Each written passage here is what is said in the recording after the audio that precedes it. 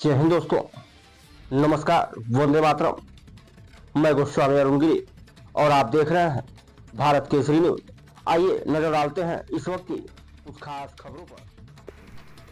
Britain की pharma company AstraZeneca ने अदालती दस्तावेजों में स्वीकार किया है कि उनकी कोरोना वैक्सीन से खतरनाक साइड इफेक्ट्स हो सकते हैं, जिसमें रक्त में थक्के जमना भी शामिल है।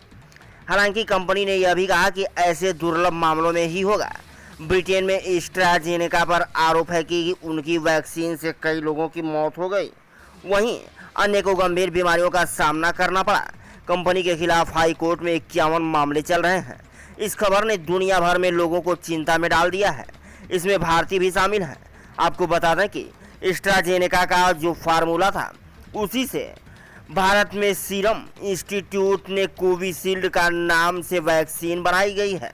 मीडिया रिपोर्ट्स के मुताबिक भारत में करीब 80% लोगों को कोविशील्ड वैक्सीन लगाई गई है। अब इसे लेकर हुए खुलासे के बाद इंडिया टुडे ने डॉक्टरों से एस्ट्राजेनेका वैक्सीन से उत्पन्न दुर्लभ प्रभावों को लेकर बात की है।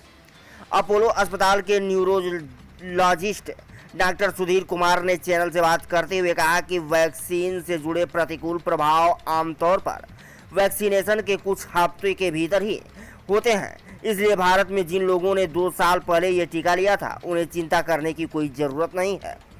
नेशनल इंडियन मेडिकल एसोसिएशन के सह अध्यक्ष डॉक्टर राजीव जयदेवन ने कहा कि वैक्सीन से जुड़े दुष्प्रभाव पहली खुराक के शुरुआती महीनों में देखे जा सकते हैं। अब लोगों को चिंता होने की ज़रूरत नहीं है। डॉक्टर कुमार ने कहा कि भारत में वैक्सीन के बाद टीटीएस का मामला नहीं मिला। टीटीएस का मतलब थ्रोम्बोसाइटोपेनिया सिंड्रोम है। टीटीएस से शरीर में खून के थक्के जमने लगते हैं या बॉडी में प्लेटलेट्स तेज़ी से गिरने लगते हैं। बॉडी में ब्लड क्लॉट की वजह से ब्रेन स्ट्रोक या कार्डियक अरेस्ट की आशंकाएं बढ़ जाती हैं। विशेषज्ञों का कहना है कि टीटीएस के मामले में कोई नई चीज़ नहीं है। टीटीएस पिछले 100 वर्षों से एक चर्चित बीमारी रही है। इसका पहला मामला साल 1924 में रिपोर्ट किया गया था। ये क्या है और कैसे है, इसके बारे में डॉक्टर काफ़ी समय से जानते हैं और 40 से भी अधिक सालों से टीटीएस चिकित्सा पाठ्यक्रम का हिस्सा रहा है। डॉक्टर सुधीर ने कहा कि यह भारत और अन्य देशों से प्रकाशित कई वैज्ञानिक अध्ययनों में साबित हुआ है कि कोविड संक्रमण से रक्त के थक्के बनने का खतरा बढ़ जाता है, जो कि कोविड वैक्सीनेशन की तुलना में कहीं अधिक है। डॉक्टर कुमार ने कहा कि प्रतिकूल प्रभावों को जोखिम में आधार पर हमें एक कोविड वैक्सीन के बजाय दूसरे वैक्सीन को चुनने में मदद करने के लिए पर्याप्त डेटा नहीं है।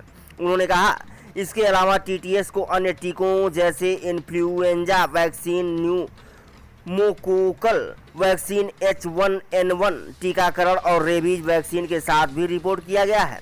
वहीं डॉक्टर जयदेवन ने कहा कि दोनों टीके प्रभावी हैं।